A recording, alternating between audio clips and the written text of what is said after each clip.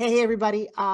This is one of the most exciting moments. I will tell you along the way, if you are lucky enough to lock arms with amazing women, you're lucky enough. I have been blessed in so many ways. And even though I'm a little introverted, a little shy, sometimes really goofy, sometimes the universe just puts you in front of somebody. And I want to introduce you to a woman who is, I got emotional, like one of my personal inspirations, one of the most beautiful, talented, successful women I've ever met. And I have the honor to call her a friend. And she agreed to show up to talk to you guys. Please welcome the one and only Miss Amazing Vivica Fox. Hello, darlings. Hey, girl. Hey. And the world goes crazy. How are you, my beautiful girl? I'm excellent. Excellent. Coming to you from Los Angeles. Wish you were here with me because, after this, we would go to the spa. I tell this story because this is one of the all-time greatest stories ever. How did I meet Vivica Fox? I think we were both totally naked. Do you want to go for it? Come on, you tell it.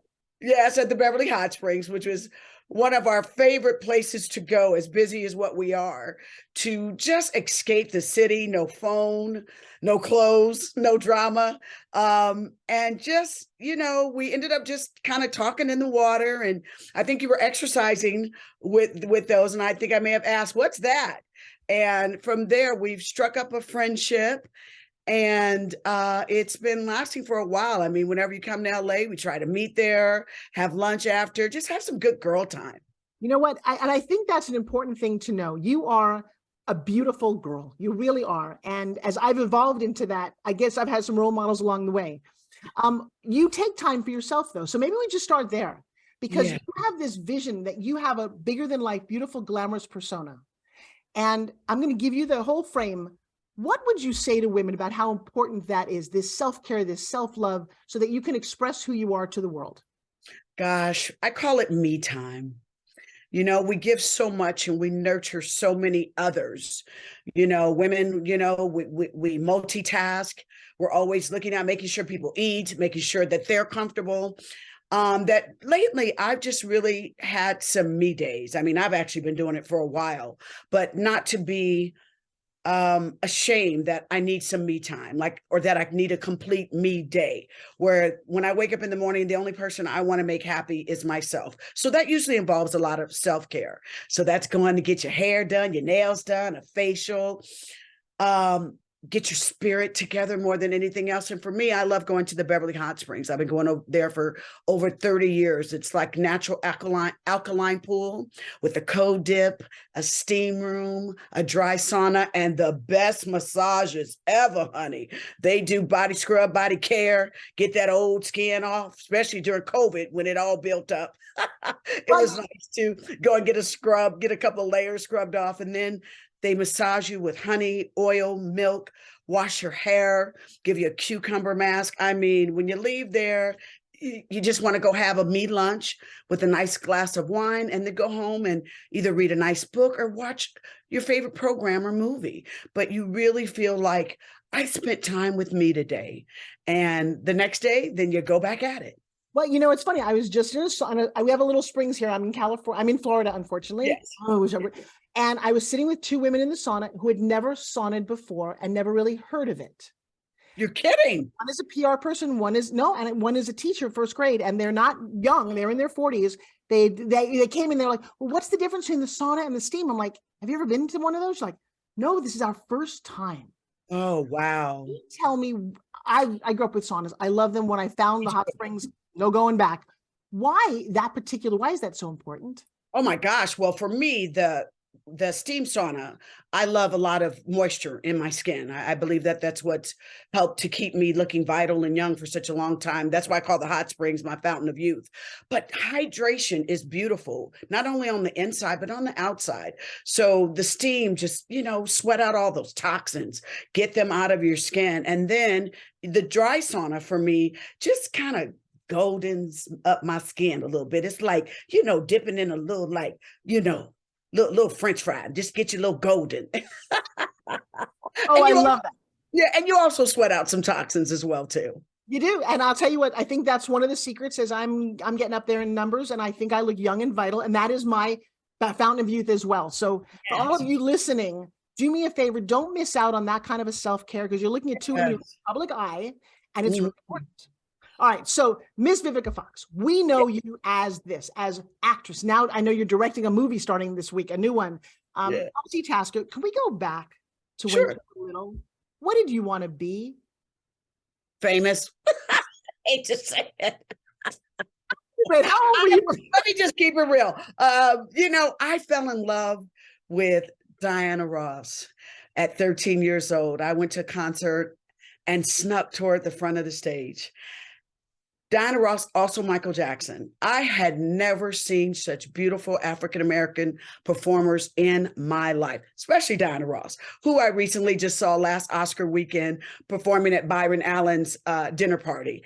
And I was fangirling still. I felt like that 13-year-old little girl that had just saw her for the very first time. I had never in my life saw such a beautiful African-American woman with the nails and the hair. She changed clothes 6 times.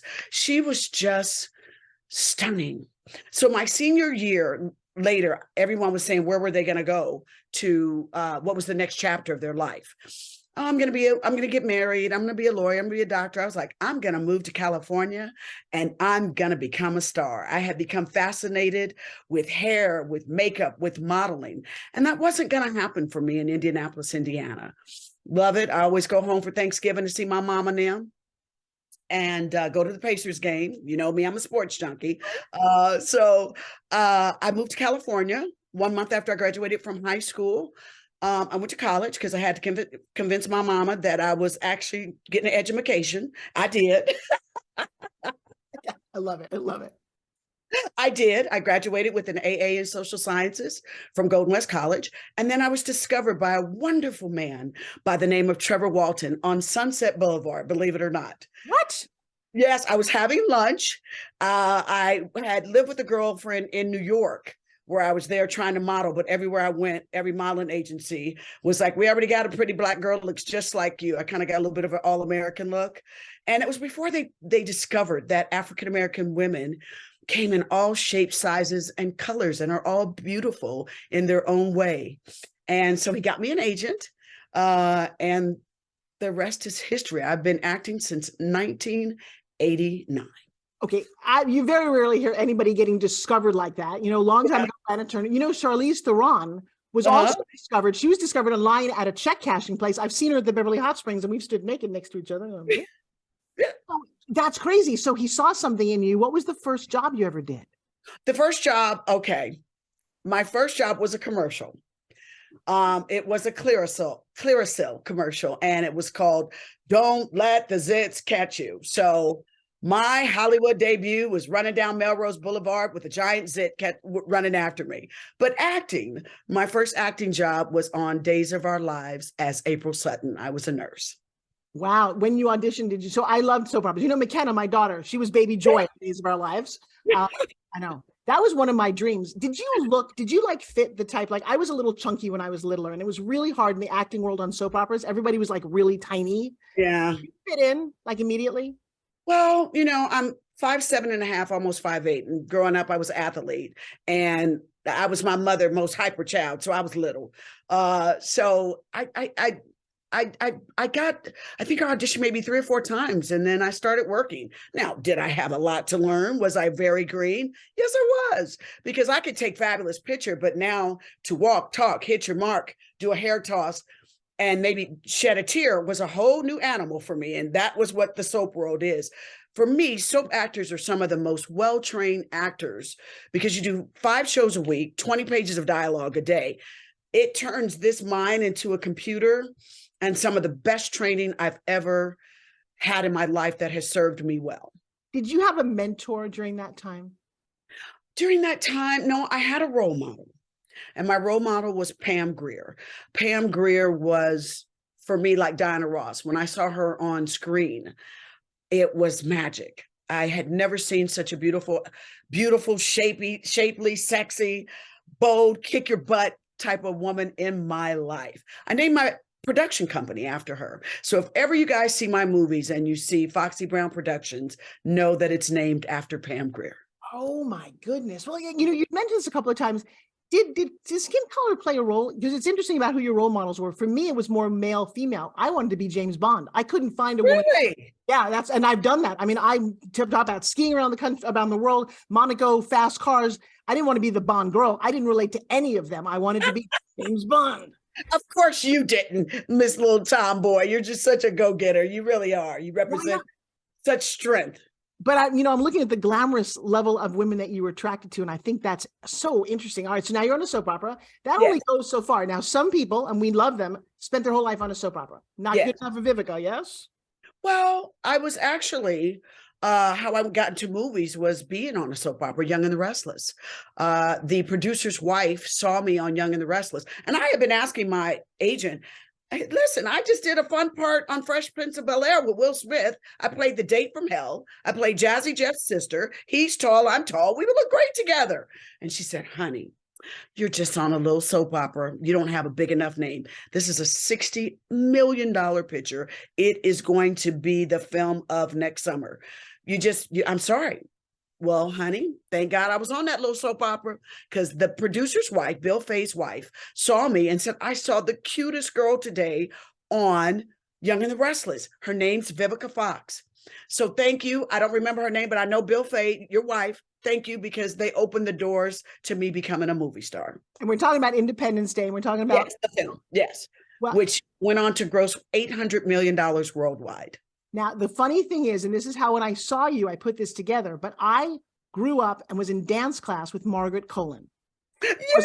It was on Edge of Night. She was very pretty and a little bit ahead of me. And she was my inspirational role model. She went on to do a soap opera. Yes. And she is, Jeff Goldblum's girl, and you're Will Smith. And I was like, oh my God, I know someone in that movie. By the way, you are the cutest. I recently saw this again. How it's adorable. It will play every 4th of July. I'm forever connected to Independence Day, 4th of July. Yeah. Amazing. Which is just, how blessed am I? And I'm such a patriotic, strong woman who believes in my country and who believes in women growing and having opportunities beyond. I mean, when I say beyond, because 30 years ago, to be in that, 20 years ago, to be in that kind of movie, but just to think 30 years ago to now be at this point in my career, we're both here just to show girls around the world, women around the world, you can be anything you want to be, but you got to do the work. Well, now when you say that, what's work for you? What does that mean?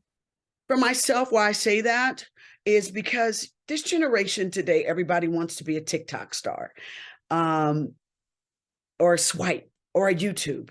A career is built. A moment is just a moment, but a true career, in my opinion, is built. Well, and if you go through the chronology of movies that you've been in television, and then when I met you, you've been producing your own, because at some point, did you realize that you needed to take a little bit of reins to really express yourself? Absolutely. I mean, and I tell this to young girls that come up to me, how are you doing this for so long and you still look so good? It's all about chapters. You can only play the young ingenue, the young hot chick for so long. What you got next? I say that to all these girls that give away so much, in my opinion, free. It's different chapters of life that, you're the young one, then you can play the mom, then you can play the boss.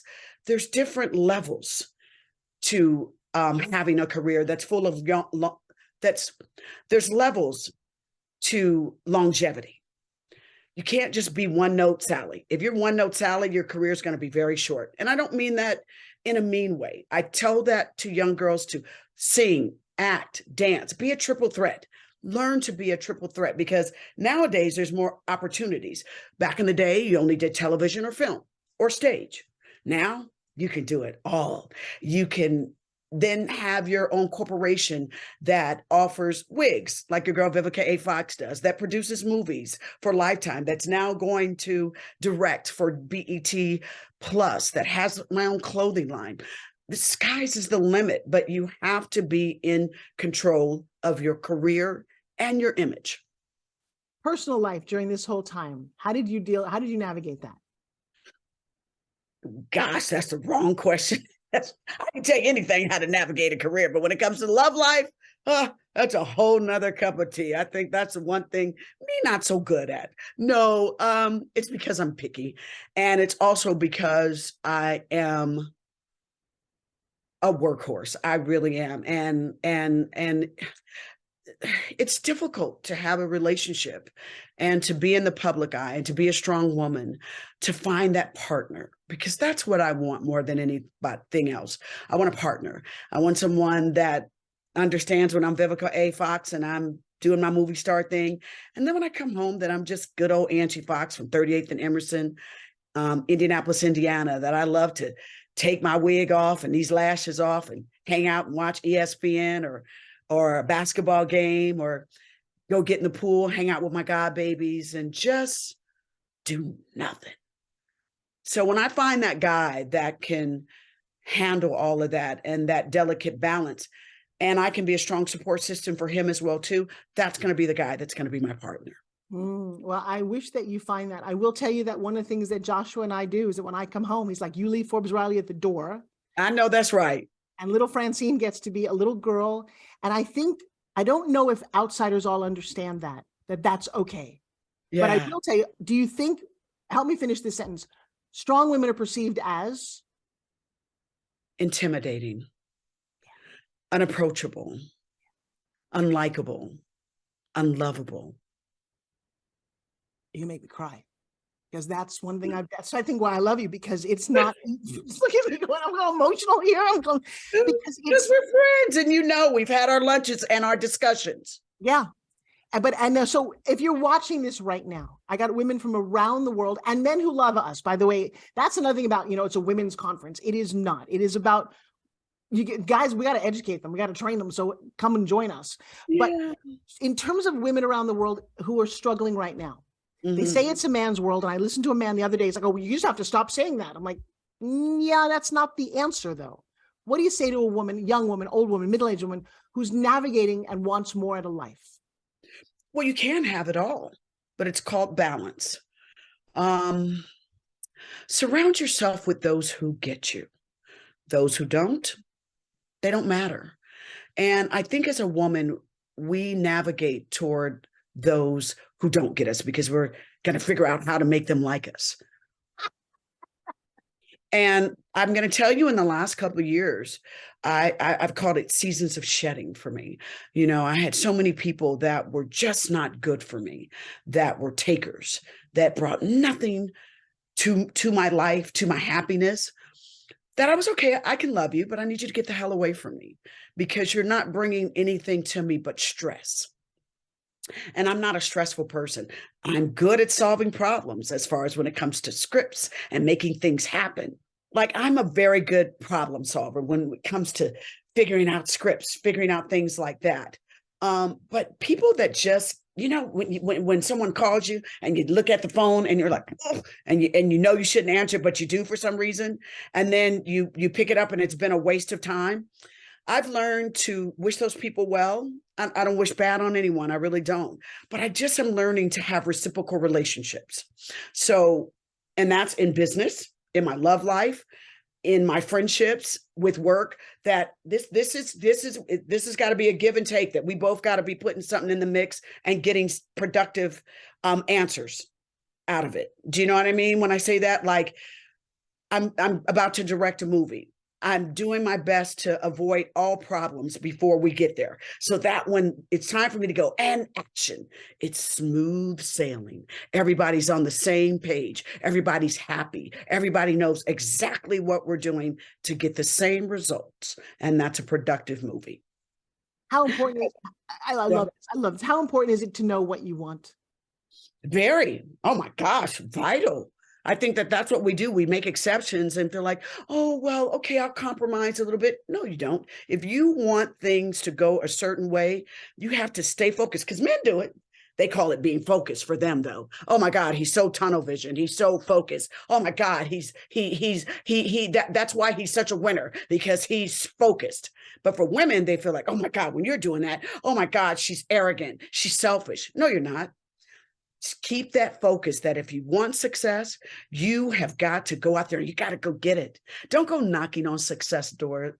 Don't go knocking on success door. Kick it in. It's yours, but you got to go get it. You know what? What's next for you? What's something in your wish list?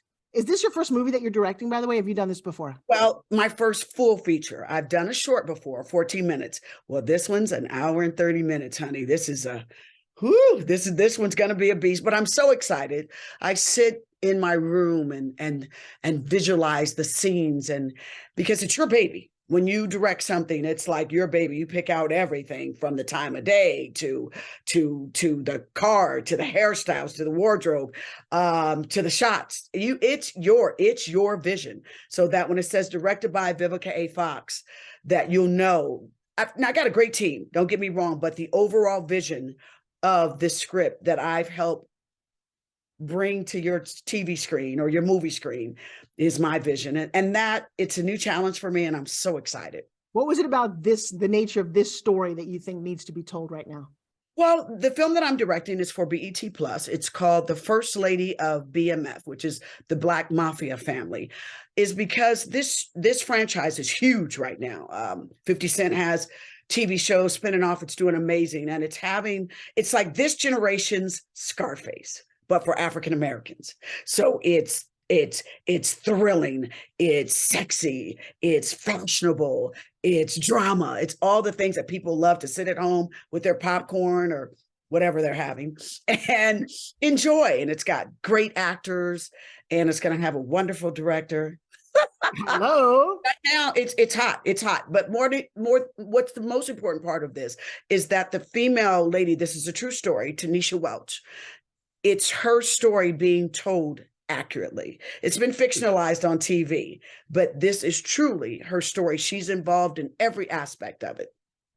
What's at the end of all this? How do you want to be remembered? Gosh, as a hardworking, loyal woman who took her career and did everything with it that she possibly could. She left no crumbs. How do you keep going when you're down? Where every time I've ever talked to you, you got this energy and this spark about you. Where does that come from? I love life.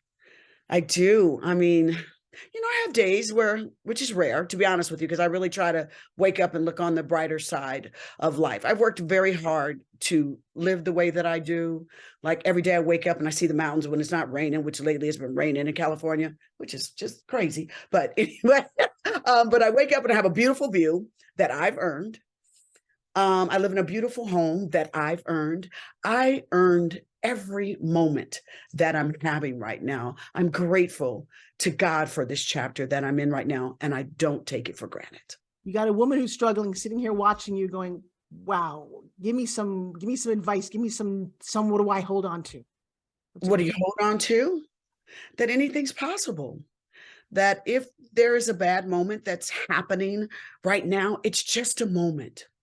Close your eyes, breathe, exhale. My daddy used to say this to me back in the day, God rest his soul. When a chapter is over, put a period on it and turn the page. Oh, man. Yes. Did you see the Academy Awards this year? Yes, of course I did. Did you watch the supporting actor win, and what was your reaction to Key winning? You mean supporting actress? No, the actor. When he walked out, I guess yes, the little Asian guy. He was great. I wasn't happy about the best actress supporting. No, that's not what I'm talking about. But when I watched him, but I loved him. I loved him that he said I was in a refugee camp. Yes, I watched the 5 nominees the day before, and he's the Raiders and Goonies, and he said he hadn't worked in 20 years. Did you know that? He hadn't worked. No, I did not. Right. So that's part of when he got it. It was like 20. Yeah, there weren't parts for me, or he couldn't figure it out, and then he crushed it. He was brilliant. But he was like, keep your dream alive. Always. And I also love what Michelle, that one Best Actress, said. She says, to all the women out there, let no one tell you that you have an expiration date.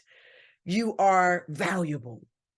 you can keep winning. You know, it's all about beautiful chapters. She's 73 years old and she looked amazing. She's like, I still got more to offer. So to all the women out there, stay strong and know you have no expiration date. Anybody that tells you do, get them on out the way. You know what? I'm going to give you the entire full frame and just give you, a minute to say whatever you want. This is a powerful platform. You're going to get to speak to women around the world who are right now, if they're like me, they're going, I love her. What do you want to say to them? Hello there, darlings. It's your girl, Vivica Fox here, just spreading a word of encouragement and enlightenment. Life is all about living, and it's your choice how you choose to live it. Choose those who are positive. Choose those who inspire you. Choose those who make you laugh. I have a philosophy of life. Live, love, laugh. Let no one stop you from living out your journey, for enjoying your happiness, your adventures. You earned them. Go get them. Wow. I love you tons.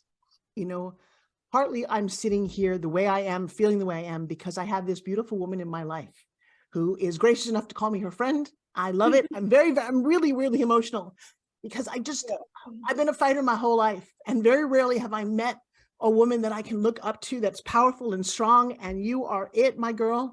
And you're glamorous, and you do it with nails, and you're just, I love you. And I wanted to say that publicly. Oh, much love back at you. I know you got to go to work. I will talk to you. I got to go to work. But my last thing I want to tell you to the other ladies out there, surround yourself with good people. I did. I grew up in a very tumultuous middle-class neighborhood, just like a lot of us do. None of our parents are perfect. None of our family is perfect. However, I learned to focus myself on people that I admired. What is it about them that they're doing right? And I just sit back and observed. I think with women right now, we're fighting so much to prove how strong we are.